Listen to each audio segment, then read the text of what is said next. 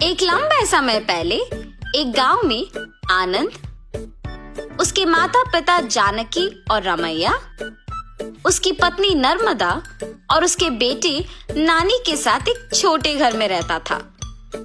आनंद नौकरी करके आए हुए पैसों से अपना घर चलाता था। जानकी उसकी बहू नर्मदा से सारे काम करवाती थी और उसे हमेशा ताने मार मार के दुखी करती थी, मगर नर्मदा उसे कुछ ना कह के चुप बैठती थी। ऐसे कुछ साल बाद आनंद अपने नौकरी से कमाए पैसों को बचा बचा के एक बड़ा नया घर खरीदता है।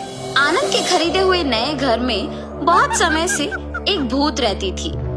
ये बात आनंद को नहीं पता था और इसीलिए वो घर खरीदता है और उसके आसपास खाली रहने के कारण दिखने में बहुत शांत सा माहौल था और जानकी में कोई बदलाव नहीं आया।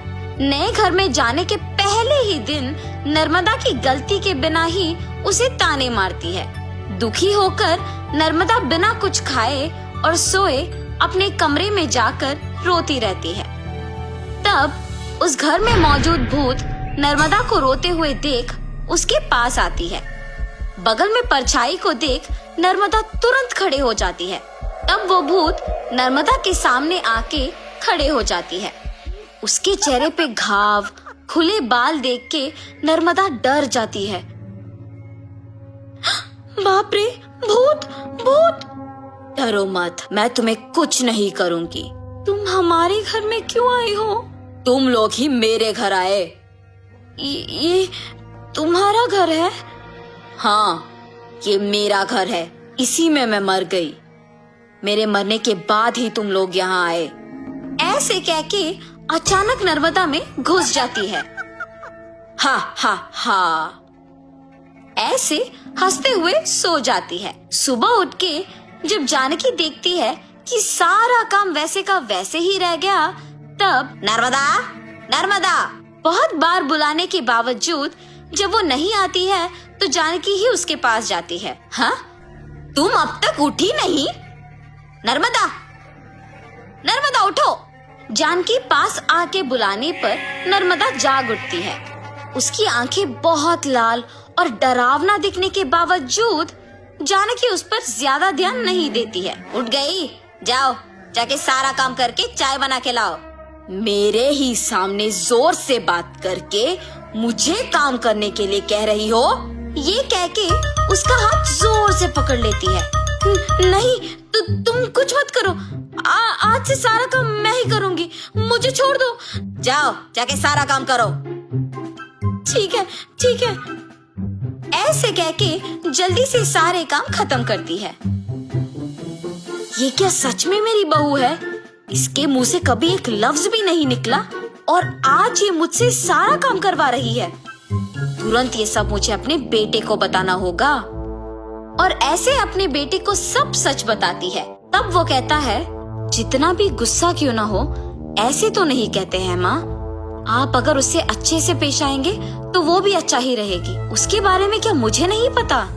उसके बेटे का ऐसे बात करने पर जानकी कुछ नहीं कहती है और अपनी बहू से डरने के कारण वो सारे काम खुद ही करती है।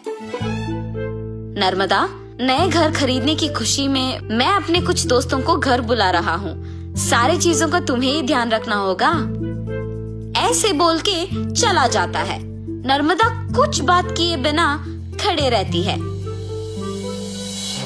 उसके बगल में खड़े जानकी के पास जाके वो कहती है, तुम्हारे बेटे की बातें सुनी है ना तुमने? सारी तैयारी तुम्हें ही करना होगा। ऐसे जोर से कहती है। अगले दिन आनंद दोपहर को अपने दोस्तों को घर ले आता है। नर्मदा, तुमने सारी तैयारी कर ली ना? हाँ जी।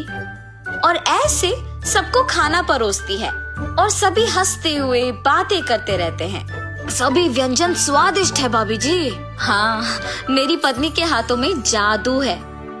आनंद, तुम्हारा घर भी बहुत खूबसूरत है यार। चारों ओर खाली और शांत है। इस घर को देखते ही पसंद आ गया मुझे, इसीलिए इसे बचाए हुए सारे पैसों से खरीदा हूँ। अब इस घर का मालिक मैं हूँ। ऐसे आनंद कहता है। ये सुनते ही नर्मदा तुरंत भूत बनके अजीब आवाजें बनाती है। उसका सिर नीचे झुका रहता है और अजीब आवाजें आने के कारण सभी उसी को देखते हैं। नर्मदा, क्या हुआ तुम्हें? नर्मदा अचानक अपना सिर ऊपर करती है और क्या इस घर का मालिक तुम हो? मैं हूँ इस घर की मालकिन। ऐसे उसे घूरने पर आनंद अचानक हवा में ऊपर उड़ने लगता है। नहीं, ये तुम्हारा ही घर है, मुझे छोड़ दो। ऐसे कहने पर आनंद को नीचे छोड़ देती है। ये सब देख के घर के सारे मेहमान भूत भूत कह के वहाँ से भाग जाते हैं। नर्मदा जैसे उसे कुछ पता नहीं है अपने कमरे में जाके सो जाती है। आनंद, कम से कम अब मेरी बातों का यकीन करोगे तुम? तुम्हारी पत्नी में भूत घुसी है, भूत। देखो आज उसने क्या कर दिया। हाँ माँ, अब हम क्या करें? एक मांत्रिक को बुलवाना ही पड़ेगा। हाँ ठीक है माँ, कल उसी के पास जाएंगे। और ऐसे जब सब बैठे हुए थे, नर्मदा आती है और सभी डर जाते हैं। तब उन्हें देख कहती है, क्यों सब मुझे देख के डर रहे हैं? क्या हुआ तुम सबको? कुछ नहीं। अब आप तो कुछ भी कर सकते हो ना। क्या करना है मुझे? मैं जो बोलूँगा तुम नहीं कर पाओगी। मैं नहीं कर पाऊंगी? पहले बोलो। अच्छा, क्या तुम इस बोतल के अंदर घुस के वापस बाहर आ सकती हो? इतना ही, और मैं ये नहीं कर पाऊंगी? देखो। ऐसे बिना कुछ सोचे समझे नर्मदा में घुसी आत्मा अचानक उस बोतल में घुस जाती है और तुरंत जानकी उस बोतल का ढक्कन बंद कर देती है।